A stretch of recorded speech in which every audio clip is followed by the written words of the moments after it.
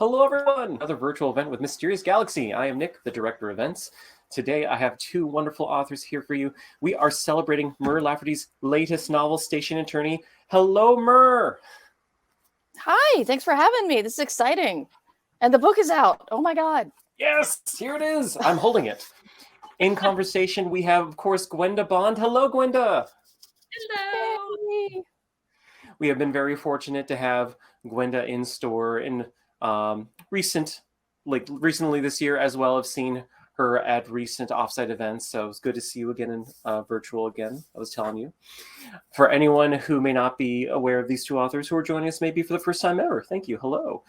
Mur Lafferty is an author, podcaster, and editor. Her titles include Six Weeks, Solo, A Star Wars Story, and others.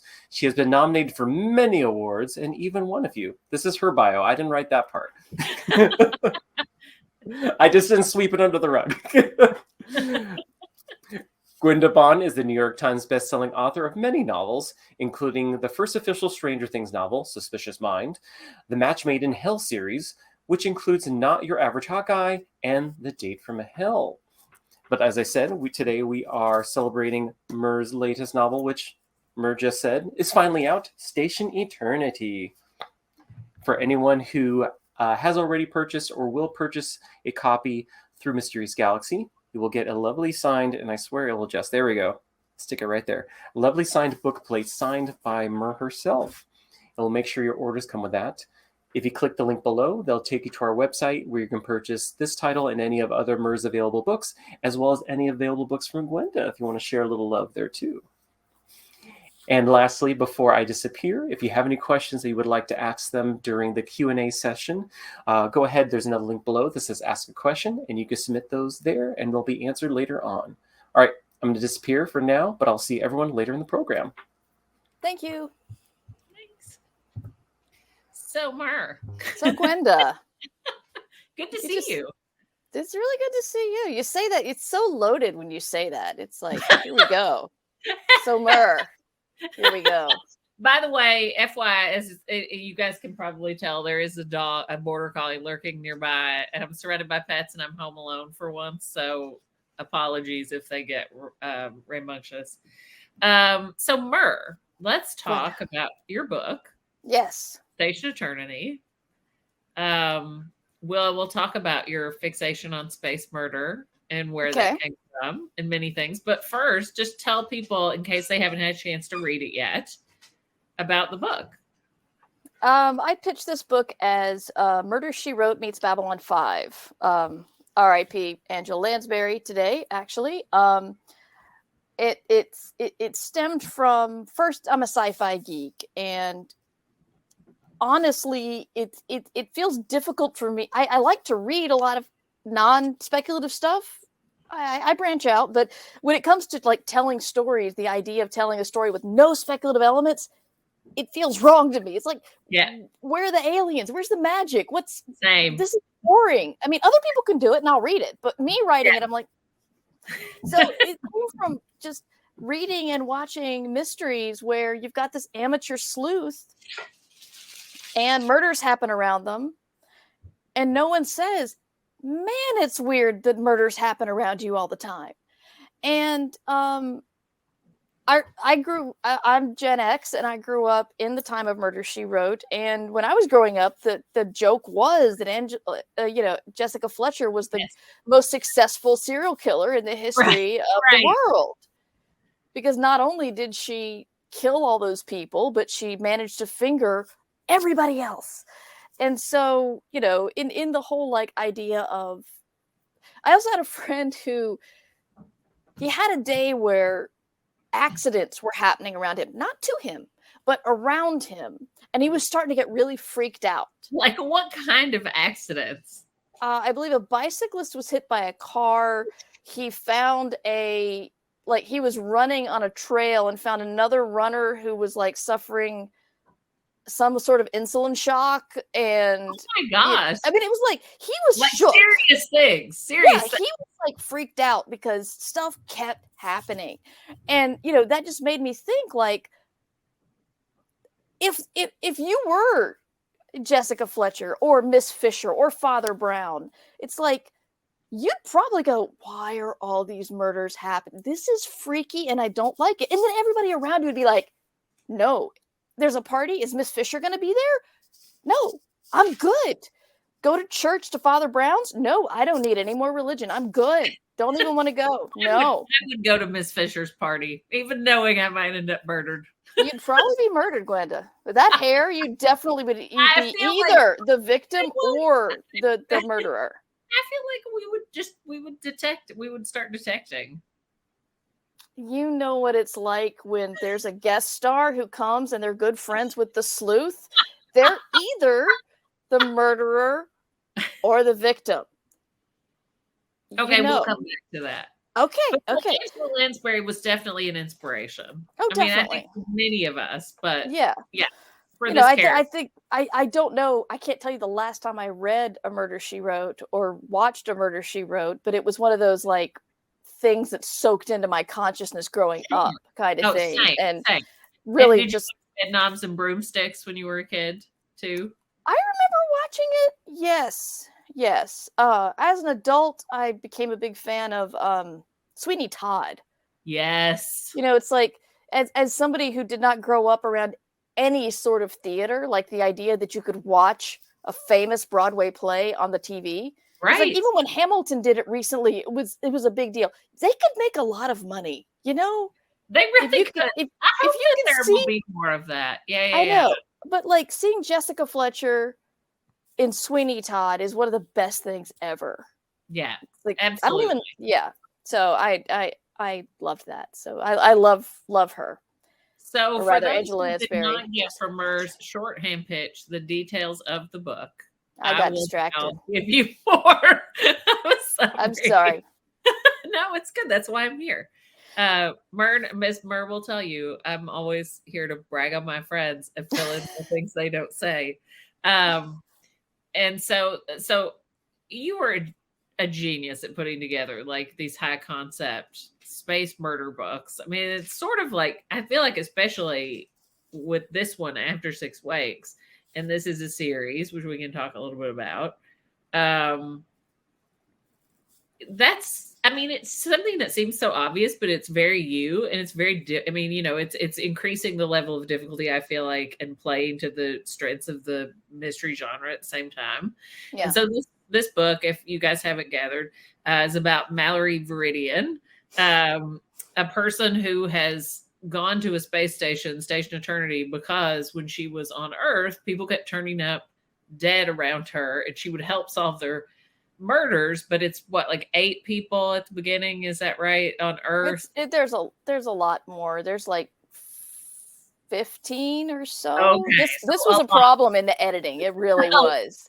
The number of murders, when they happened in her life. Apparently, I just went all over the place, and my copy editors were amazing. They just kept coming back going, this doesn't add up. You know what what this says to me is that you needed an actual murder board for murder. I really did. You really did. Yeah. Oh my God.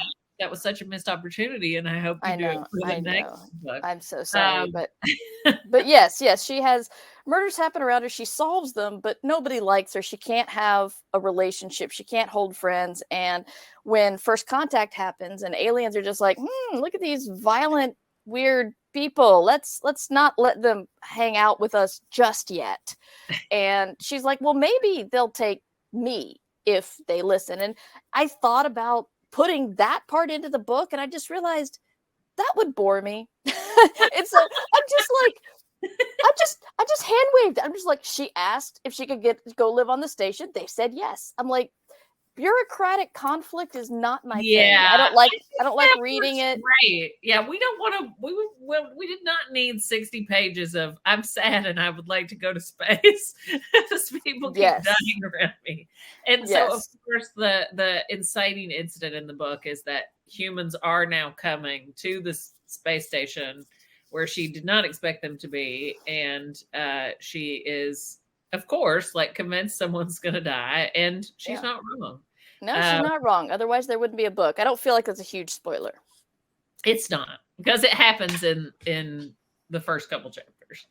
That's right. I had to edit that. Well, I mean, I think one of the beautiful things about this is as soon as you know that the character is has this trait that murders happen around her, you're waiting, right, for the first body to drop. Exactly. Which is played with, right? So how did you decide like how long you would make the reader wait for that? Oh, well, that was decided by my editor, and the answer was not so long, please. This is something I learned with Six Wakes, and I enjoyed playing with it. People seem to enjoy reading. Actually, no, I'm not going to take credit for it, because when I was writing Six Wakes, I was still either watching, or the TV show Lost was still kind of fresh in my brain. And I loved how they would set up a character and their situation and make you think certain things about them. And then they would flash back to their life off the island, and you would learn that it's completely different than they thought, or than they've shown to you. And so I tried to do that with lots of flashbacks to the clones' previous lives. And it's not quite the same here, but I had a sort of chronologically linear sort of Mallory's on Earth, and she goes to a party, and there's a murder, and she decides, hey, and the murder suspect gets abducted by aliens, and she thinks, hey, maybe that's how I can get off Earth. And then she goes to the spaceship and blah, blah, blah. And then like 20,000 words in, someone dies. And they're like, your readers are going to think that the murder at the birthday party is the thing that needs to be solved. And you kind of just gloss over that, and you make them wait a long time. So how I came up with the timing was my editor said, fix that. So I moved the station stuff to the beginning and the birthday party to a flashback later on. Which, I think it works perfectly, because not that we're going to get into spoilers, but I think there is something when you're doing flashbacks as this does, that when they're done well and artfully, they come at the exact moment when they can tell you like the emotional context of the character at the time when you want it and need it. And that's something this book does really well. Oh, all right, now that I've made you uncomfortable with a compliment, talk about how you go about constructing a mystery. Like, I mean, it is difficult. Do you know what the outcome's going to be when you start? Do you work back from the solution, or do you build it? No, I build the different characters, and I find ways that they're connected with the important people in the story. I'm basically looking at these mostly amateur sleuths type things where, like, you don't have a random person shooting up a grocery store. That's not a murder mystery. The murderer has to be connected to people, and there's got to be like love or money or absolute psychopathy, or just but even if it's like a real psychopath, they're always still going for the connection. So I build up these people with connections, and then I kill one of them, and then I try to figure out which one. With Station Eternity, I figured it out pretty early who I wanted to be the murderer. With the second book, it was really interesting because I had the murderer, and about halfway through writing, I realized I was wrong, and I'd red herringed myself. I love that. That works great. I'm really hoping it works for the reader that way. Right. But, if you can mislead yourself, the reader will also be misled. So that's... I think we were watching a Midsummer Murders or something, and I was looking at how it was put together, and I'm like, oh, wait a minute. My thing's not working. So it's a weird thing. I don't know. It's very organic. It's hard.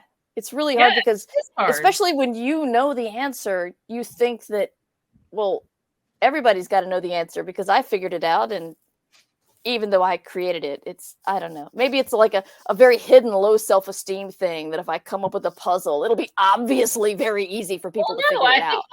I think that is for any aspiring writers that are listening to this. I think that is something that is a very difficult needle to thread. Like even when you've written several books, is you always feel like you're tipping your hand, but especially when you start out, you feel like you've made it so obvious, and you like hand it to your first readers, and they're like, I got nothing. Yeah. Like no clues. Like what is like you're Yeah. always so like, oh, I'm so heavy-handed, and then your editor's like, where are the clues? Didn't we find the red thread that they dropped on page 76? That Exactly. connects everything together. What's wrong with you? Yeah. Yeah. I mean, and also like I think I expect that readers of my book are reading much more carefully than probably I read even, and I think I'm a pretty careful reader, but it's like, they're not there with a, like, they're not mismarpling the book. Yeah. So it is a difficult thing to balance because you don't want it to be too obvious, but you also, well, as you covered. Let's talk a little bit about the world building in this, which is great, and the fun characters. I feel like we haven't really talked about how funny this book is and self-aware. And was that always something you knew would be a part of this? Oh yeah. Yeah. I find it difficult to not put humor in. My first two books were humorous urban fantasy. A kind of Hitchhiker's Guide. Great. If you haven't read them, you should read them. Yes, the Shambling Guides. They're essentially Hitchhiker's Guide to the Galaxy, but for monsters. Which I didn't realize Hitchhiker's Guide to the Galaxy was so deeply ingrained in my head. I didn't even notice the connections until it came out, and I'm like, oh, I see that. Dedicated to Douglas this Adams. book is dedicated to Douglas Adams. Yeah. Douglas Adams is the reminder my husband and I give each other for take the opportunity when you can, the strike when the iron's hot, because we saw Douglas Adams at E3 back in the 90s, and we're just like, oh my God, that's Douglas Adams! And we walked by. He was pushing Starship Eternity. Not Starship Eternity, that's Spaceship Eternity is my book. Starship Titanic, that was his book and computer game. And he was at E3, and then we're just like, wait a minute, we just walked past Douglas Adams. When are we going to see him again? And we turned around, and he got on a plane. He'd already left for England. No! And then he died like a year or two later. And it wasn't your fault. It wasn't because you saw him. No, we did not take the blame for it. It was more that we missed the opportunity to see him, and so we got to remember to take the opportunity when it comes up. Or else, they could be like healthy people on a treadmill and then die, and that's bad. So it's the Shambling Guides were fun, but then I moved to Space Murder with 6 Wakes. And even though it was a darker book, brilliant book. Thank you. That was a lot of fun to write, but that was just a locked room clone murder mystery where the clones wake up and they don't know they're just a locked room clone murder mystery. She said, I'm just trying to tell this premise. You're just making it sound like, it's just like all the other locked rooms. Not the book I'm selling. I was just anyway. I had to work to make that less funny, but humor is still kind of in my wheelhouse, and so I still put it in. And then with Station Eternity, it came back a lot more because you can make it's strange. You could take side characters, alien or not, and make them a sort of comic relief without making them the butt of a joke. And so even if there's like murder and blood and badness over here, you've still got things you can laugh at over here.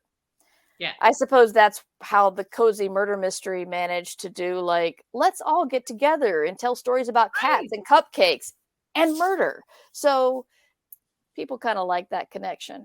So yeah, it's humor's gonna be a part of anything I write. I really have trouble keeping it back. And I don't know if I could write. Actually, no, I think James Patrick Kelly once challenged me to write something serious. And I did. I think I scared him. It was really, really bloody. So, yeah. Not sure about that. But yeah, it's your voice, your natural voice. I think of you as very funny. So that's not thank you. To me. I think also like there's that element of trying to keep yourself entertained when you're writing. Exactly.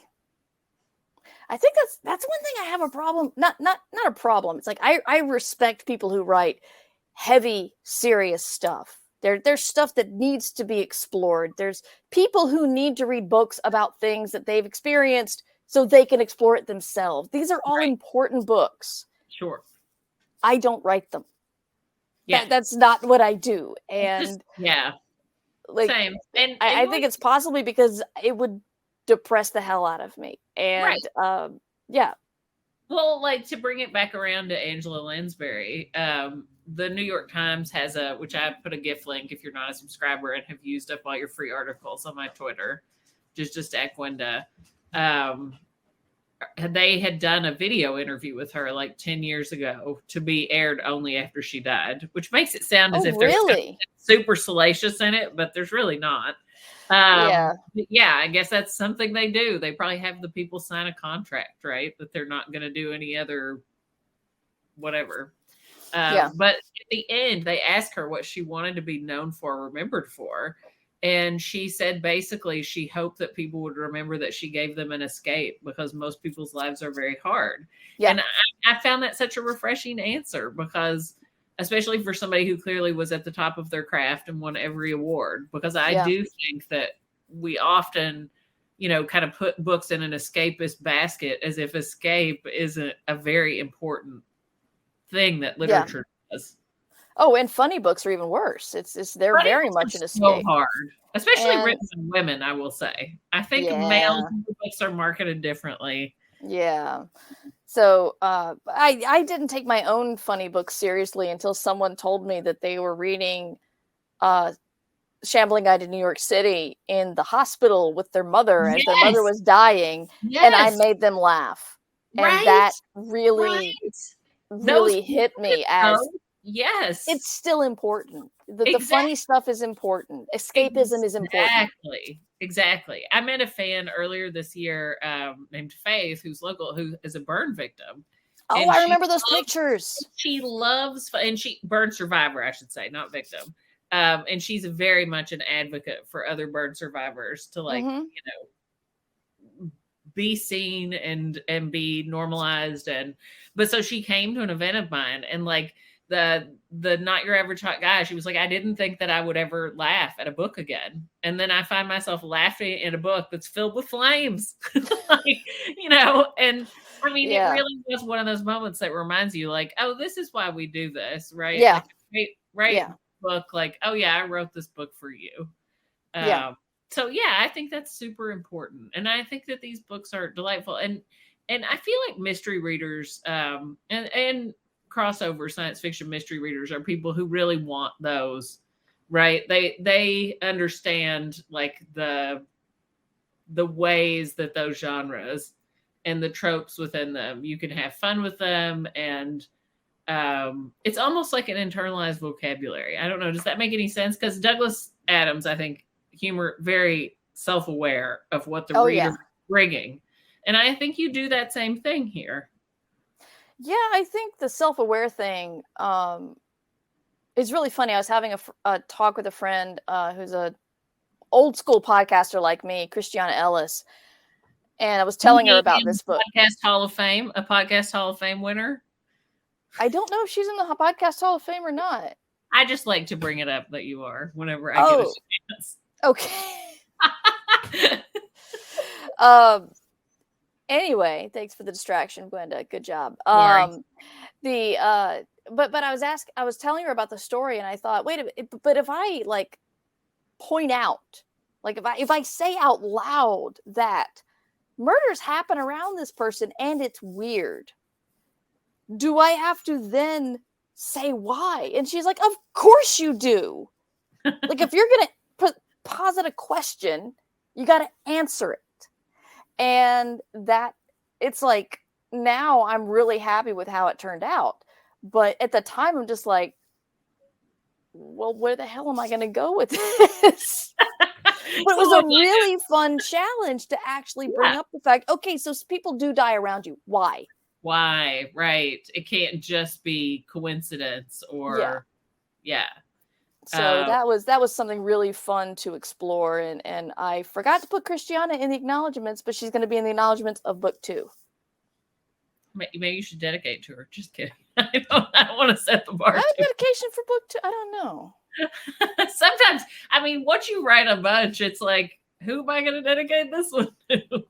I'm always like, my husband is still with me after writing another book. He deserves to get the dedication. It should be. It should be, for me at least. Speaking of questions that have to be answered, don't forget to drop your questions in the chat, people, because we'll be taking them soon, and we would like to hear from you. Let's see. What else should we talk about? So, Mur, if we're going to murder someone in space, how do we get away with it? Well, you take into account the fact that there aren't a lot of humans on Station Eternity. And so the problems we think we have that are so huge, pretty small. And then when other things tend to go wrong, because there's a sort of cascading effect of things that happen because of the murder that happens.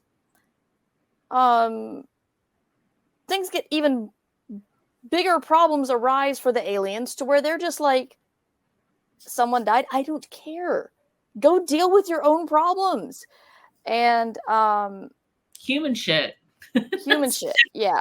And deal with your human shit. Exactly. And there are aliens who treat, say, remains differently than humans do. Like, humans have so many different societal groups and ethnic groups and religious groups, but we pretty much all revere the remains of the dead pretty equally. Yeah. And or on the same, like, sacred level. Right. And some aliens don't. And so how you get away with it would be relying on that. However, no one knows that except for me, because I created it, and there are only a couple humans on the station. Right. Like the small spoilers, the murder happens as the human shuttle is approaching the station. So still, there are only 3 humans on the station when the murders start. And so, yeah, I'm the only... The way I would get away with it is just to make sure that you were there to help plan the cover-up. There you go. Yeah. Yeah. Or you'd wear your murder dress. Well, which I'm wearing now. Yes. Would you like to tell people what that means? I don't know. It sounded better when we were talking in the green room. Gwenda and I were at a con once. I put on a dress for you. I am touched. I put on lipstick for you because I knew you would be bringing either the hair or the lipstick, and I couldn't compete with both. Gwenda came up in this, like, dress, as you can see, with a very complicated, glorious pattern on it. And we were at a con. It was like the last day. We were tired. And I'm just like, that is an awesome dress. I love it. And she just looked at me very smug. And she's like, you know, I could murder somebody in this dress and nobody would ever know. Because the pattern was so complicated. It just hid everything. And it's so I've been delighted and called her a murder dress every time. And that really gets people interested. People always want to know about the murder dress. I think we got Ty Frank really curious about what the hell the murder dress was and how I believe Ty Frank wanted a murder dress. Oh, he did. He did. Yeah. And he does it. I now have several. If I find one in a different pattern, I just buy it. Yeah, yeah. I mean, see, also, I clearly need. I'm writing it down. I need to put the murder dress in a future book. How have I not already done this? Excuse me. I'm gonna write something down. You talk. Well, you did all. I hope you're putting Murder Bird in your next book. We went on a retreat. Okay, you tell the story about Murder Bird. Okay. While Mur is making a note, Mur invited some of us to a beach house for a retreat earlier this spring. And the day that Ursula Vernon, T. Kingfisher arrived, Mur had spotted this loon that was kind of, well, we didn't know it was a loon. We just knew it was a cool looking bird. Stranded on the, like, boardwalk next to our house. And so when Ursula and Good Kevin showed up, we didn't know if it was injured or what. It was just didn't know this what was bird going on. lying there. It probably wasn't where it should be. Well, it didn't go away. It didn't fly off in panic. And animals usually do that. So it turned out to be a loon that had been grounded, and we discovered through Ursula's many bird contacts that loons can only take off with like 10 feet of water. So no, it's like a quarter of a mile. Yeah, it's a lot. I don't know how they evolved. I know, right? Like, I don't know, but still, yeah, they need a long stretch of. Put a beach towel around it, and we drove it around to the other side of the island to the Sound and let it out. This was the Outer Banks of North Carolina, and the islands are about this wide. So it did not take long to drive to the Sound. First time I ever met Ursula in person, so it was completely on brand for everyone involved. And we let go of the bird, and Kevin. Wait. You got to say the point of there were 4 of us. There's Kevin who had the bird, and Ursula who knew where to go, Gwenda who really wanted to be part of it, and Mur who also really wanted to be part of it. But Kevin got in the back seat with the bird in the towel. And loons have a very sharp beak. They do. And the loon was not happy at being rescued. Loon was just like, I would rather just sit there and die than have you touch me, icky human. Oh, yeah. I mean, like, he was wrestling this bird the whole time, basically. So Gwenda gets in the front seat, Ursula gets in the driver's seat, Kevin gets in the back, and I'm looking and I'm like, I could sit in the back with Kevin and the bird that wants to peck out eyes. Just in case, right? Just in case the bird gets not a good plan. I could wait till they got back and get the story then. So I was sad to not go on the murder bird adventure to the end, but I'm also scar-free. You are also scar-free, and it was quite the adventure. And so we all decided that we would put the term murder bird in one of our books that we were writing next. Yeah, so I need to do that. In yours. I put it in mine, and my ink has a little smiley face next to it. So I'm like, you do murder bird. And I believe I use it for a rooster, which are also murder birds. But you see, the problem is if I use it, it's going to be an obvious thing, and I'll have to like hang a lampshade on it and say, this is why it is a murder bird. And do it. Okay.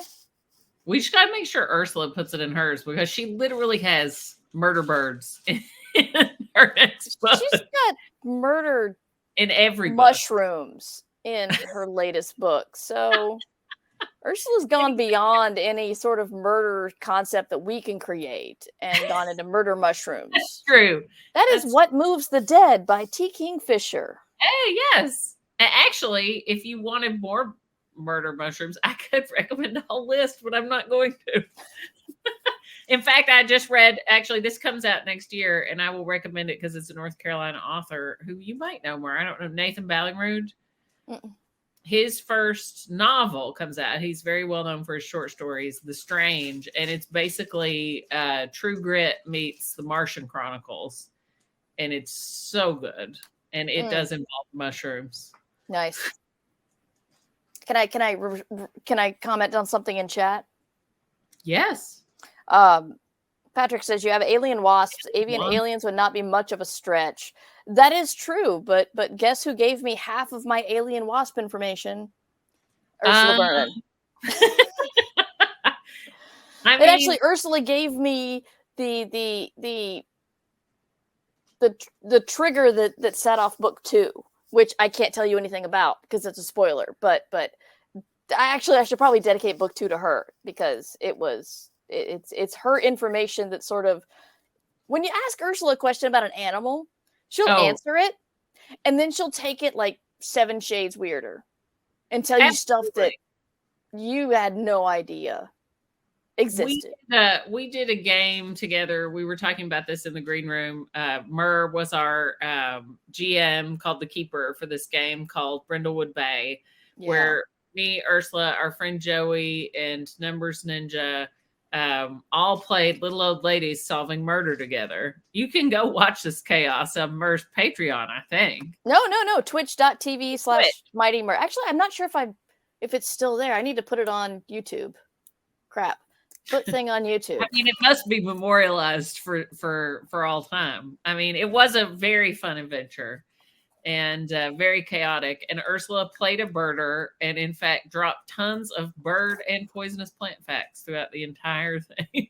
I did text her for one of them, though. I was like texting her on the side going, please tell me what would fit this scene, because I don't know. I need to bring a bird into it. And then, of course, she ran off rescuing a bird. She's like, let me think about what's the bird I'd like to rescue today? Mm-hmm. All right. So we've got some good questions. Anyone else drop in? We'll go to that. But let's talk just briefly. You said you're working on the second book. Mm-hmm. Tell us a little bit about what this series is going to look like. Completely new setup or... I talked about this because I honestly didn't know whether my editor wanted a trilogy, which has a different story structure than a series. Yeah. So a series is just like you tell a story from start to end. You use a couple of the same characters, but the story begins, the story ends, and then people could pick up a book anywhere in the series and pretty much figure it out. Yeah. You can have a little bit of character growth, but that's not what people are tuning in for. Right.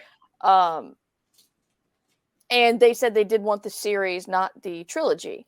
And so I love a standalone series. That's what I call them, even though it doesn't make any sense. But a lot of people do a lot of I can't tell you who, because that tells you kind of who's not the murderer in Station Eternity. But there are people who make decisions and do things in Station Eternity that will have repercussions further along. And so book 2, like the B plot, was a lot of that coming to head of some decisions that some people made that were not popular and dealing with that. And so that was kind of my B plot. A plot was harder. The big challenge I've found with the second book is when you've got a character who's a sentient space station, excuse me, and you've got her problems are not the murder of one person. Right. And it's like, this is where I felt the very clear distinction between the murder mystery, which you've got 6 to 10 characters, and they are all in a room or a building or a hamlet. And then you've got an airship. And then you've got a being the size of a moon with a whole bunch of 1,000 people aboard. And it's like, I've got my murder and then I've got my sci-fi, and I have to make sure they meet in the middle. Mm-hmm. And I think that was the biggest challenge in writing book 2, I think. So I'm hoping I did it. I turned in the rough draft. I know there's going to be edits coming. So but that was the unexpected challenge. I knew murder mysteries are hard. It's always nice to get a draft in before the first one comes out, so you can't overthink the first draft more than normal. That's true. I probably really would have overthought book 2 after this one came out, but no, I'm sure it'll be great. And actually, I don't call that a standalone series because that makes no sense. I call it a open-ended series. It's my favorite kind of series, and I think mysteries do it particularly well, but science fiction too. And it makes total sense you would do that because urban fantasy also does it really well. Mm-hmm. That's my favorite kind. So, yay for me! Yay! Too. All right, let's see what questions we got here. I know some of them were really good. Was there a scene or big character that ended up getting cut through subsequent drafts that you wish could have made it in? And I'll just broaden it, and it could be anything. It could be a joke. Definitely. No. I know the answer. This is one of those things where I had a great idea, and I don't think I pulled it off well. My plan was to have okay, so the way Mallory makes her money, because she can't keep a job because people keep dying, is she novelizes like Jessica Fletcher, only not so cozy on the beach with her cozy little cottage. She novelizes the stories in her life. So she novelizes each murder, and that's how she pays her bills. But she doesn't feel like a writer. She just this is how she pays the bills. And I had her writing under a pseudonym, and then I had a woman who claimed to be her showing up in the shuttle to the station, and like was heavily involved with the whole pen name illusion kind of thing. And I didn't pull it off. And so like she was one of the weaker characters that when you look at the whole, like, okay, so you need a large ensemble of characters, but you still might have too many. And if there's one that you didn't develop well enough, they're just like, yeah, just cut them. So that was maybe you can use her in something else, or maybe. But that is the one that I regret not writing well enough to keep, because in my head it was a really great, and that was a great like murder type emotive involved kind of, your cash money person went away and left Earth, and you got to go find her and figure out stuff about her, and then their murders. And I thought it was a good motive, kind of violent kind of thing. So, well, I don't know. So that's the one I regret losing. Yeah. Well, keep it in your back pocket. Who knows? Okay. Has your book research ever gotten you in trouble, or at least gotten weird looks and reactions? I mean, I think we both get weird looks and reactions wherever we go. I might just like be immune to it. I don't know. Well, what's the most interesting research thing you've ever done? Oh God. Or a interesting research thing you've done? Tell us something, Mur. God. None, Mur. Have you ever done research? I have done research. Thank you. No, here's the most interesting research thing. When as I mentioned, I wrote 2 urban fantasy books. They have earned out. People love them. It's one of those things where love the books, but publishing. #publishing. Anybody who read them loved them, but they didn't do that well. And so when we're talking about a new book, I was playing with this idea of clones and their own murders, and that sold. And I'm like, okay, well, I'm going to write I'm going to go from funny urban fantasy travel to science fiction murder. And then it's like the ink is still wet on the contract going, I don't know anything about murder mysteries. And that scared me. And so I started diving into classic. Was that true? Or were you... What, that I didn't know anything? Yeah. Yeah, it's absolutely true. I didn't know anything. I'm just like, murder, that's where like people die and stuff, and there's like red herrings and twists and stuff, right?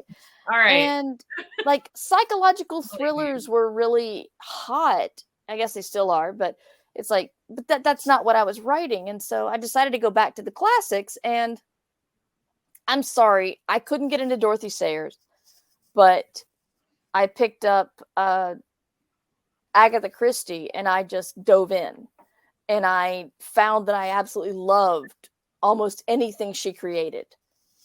And I read a ton of Agatha Christie, and like tried to study, and I've read about their little murder book, their murder writer club they created in 1930, right? And the rules that they came up with, that Agatha Christie then went and broke them totally all, was like, because she could. I'm gonna do what I want. Yeah, and I think that's heavily influenced the way I structure things. And I do like the more psychological thriller mysteries these days. They're fun to read, But I gotta Also, say I that love it when you hate one and then you come onto our private chat and just go crazy. I do have opinions. My great pleasures in life. And it says in my last rant, Gwenda's like, I love it when you hate books. You like, if you read I it, didn't know that I care. Just please spoil it. Please go didn't off. know that I did, but I do enjoy them. But it's like I think when I can't remember which one it was, but after like my husband saw The Sixth Sense when it came to, I guess it was Unbreakable, when he was watching Unbreakable, he's like, okay, well, I know how this guy writes stories, and so there's a twist coming. What is it? And he figured it out like really early. And I've done this with one writer who I really like. I really like her writing, but I figured out her structure. And even though I enjoyed the next book, I figured it out early. Yeah. And I just read another book that I really enjoyed. It was pleasure. It was escapism. And I'm not going to say what, because it's no, you can't say what. My point is that it's like when the whole thing of, oh, this woman found her dead husband and she's so sad. I'm like, she totally killed him. She totally killed him. Oh, look how sad she is. She's almost catatonic with grief. She killed him. And then it's like we got the part 4 of the book, and then we got the epilogue, and I'm like, here's where they say she killed him. And guess what?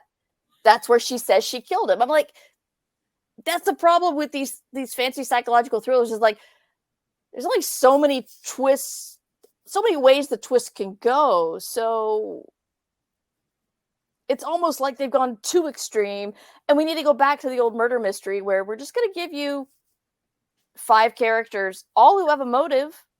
Yeah. And here's some clues. Good luck.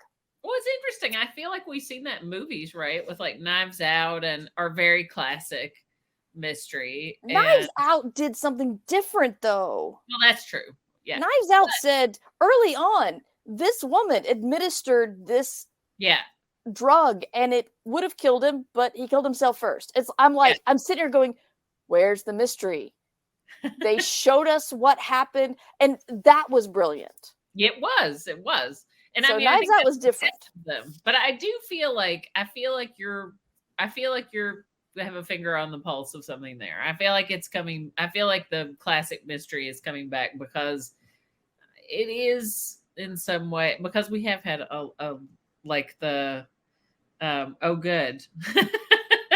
We have had a long time of the reign of the thriller. Yeah, and I do like them. Me too. They don't always shock me anymore. I really like it when you hate them. All right, question for both. What do you start with first when writing a new story? Characters, world, or story? Oh, God. Tell me, Mur. What do you start with first? I think I start with story. I come up with, wouldn't it be cool if X happened and Y happened? And then I need a character to put in there. And sometimes that takes me a while. And so I don't have a story, because I don't have anybody whose life is affected by X happening and Y happening. And so, yeah, I guess I come up with story first, because I come up with, what if there was a person around whom murders happened, but her life was crap because of it, and she decided to run away to an alien space station to get away from it. That's the concept of Station Eternity. That's what I came up with first. Mallory came later. Zan came later. We haven't talked about him at all. That was my he was inspired by the hip hop group Clipping, who did a concept album in 2017. Feels right. Years are slippery. I know it's confusing, but they did a concept a sci-fi concept album about called Splendor and Misery, about an interstellar slave ship, and one of the slaves revolts and kills everybody on board and takes over the ship, and then you've got this man with this sentient ship, but he doesn't know it's sentient, and he's still trying to get away from the people chasing him, and it's a very sci-fi visceral experience, but I loved it so much. and I listened to it over and over again. And I really just wanted to put something from that in my book. And so Zan is a soldier who is unluckily at a party with Mallory. And so the birthday boy at the party is murdered, and Zan ends up they stupidly play a game of werewolf, and Mallory's like, oh, a game where you turn all the lights off and someone pretends to be murdered? I'm out.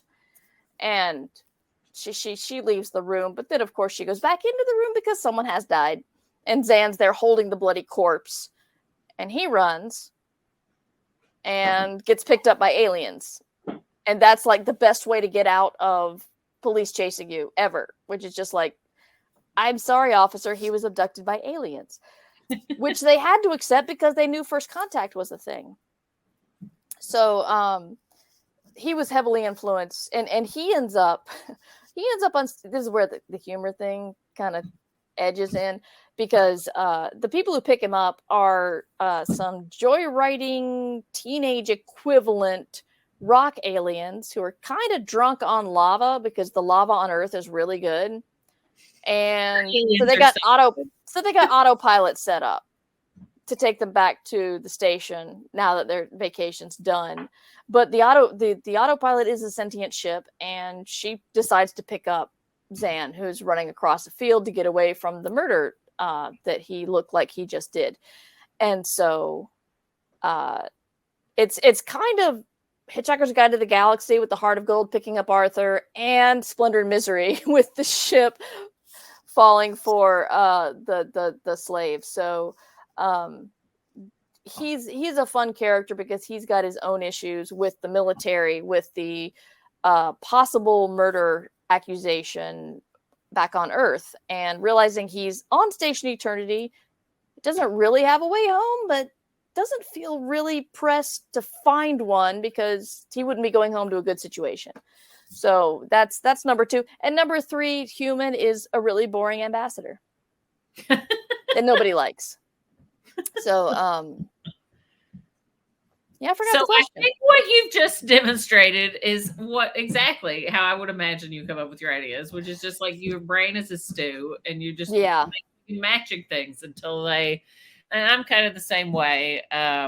Just to answer that question, like usually I have an idea for kind of place, story, character that all come very quickly on the heels of one another. So I couldn't really say just first, but very character-based plotter.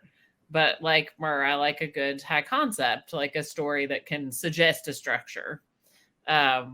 Because the idea of writing a shapeless book where people just talk about their feelings terrifies me. I mean, there's got to at least be ghosts. At least one of them's got to be dead, right? At the very minimum, you have to have. That is my ethos. That is my mission statement as a writer. Gotta be ghosts. What are you both? Last question. This is a good one. What are you both currently reading? And I will open it up to you too for anything you're playing, because you do all the gaming. I do all the gaming. You do all the gaming. None left for anybody else. None. I am wishing I could play Brindlewood Bay, but none of my friends are available right now. It's really got to prioritize. I'm available. Okay, we'll talk later. You and me will talk. Actually, this is I have a non-speculative weakness around this time of year, and that's Christmas romances. I don't read romances. I don't just like pick up the hottest romance and read it. You should. I probably should. I'm just saying that it's like, if you give me a good Christmas rom-com in a book, I'm all over it. Have you tried Halloween rom-coms? No, but we should talk. All right, we should, because there's some good ones. I just picked up Merry Little Meet Cute. Oh, very cute. That one is unexpected, because you've got a guy who used to do porno now like hoping to move into heartfelt Christmas romance movie making.